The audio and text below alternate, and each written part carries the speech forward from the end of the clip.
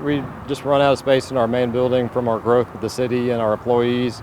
Construction is underway to expand and renovate Frisco Police Headquarters.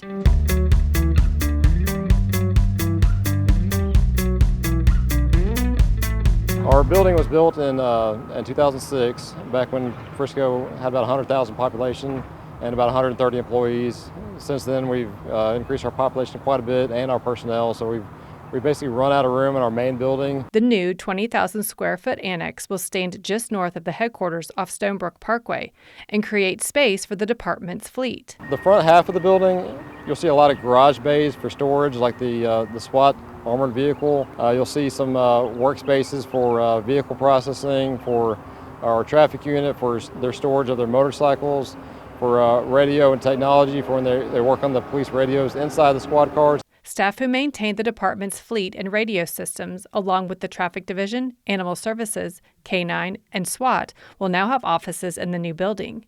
There will also be a training room. The department's gym will be relocated to the annex to allow for more space to create larger locker rooms. There's excitement in the air. They're ready for that. They're ready to see some new updated office space, equipment. So it's really going to be beneficial for the department.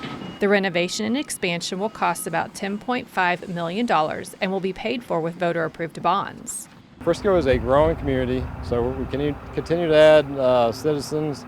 We continue to add officers. It's really going to help us meet that need to be able to respond, to have the equipment that's taken care of, that's ready to serve the community when it's needed. The renovated locker rooms and new building are expected to be finished by the first of next year.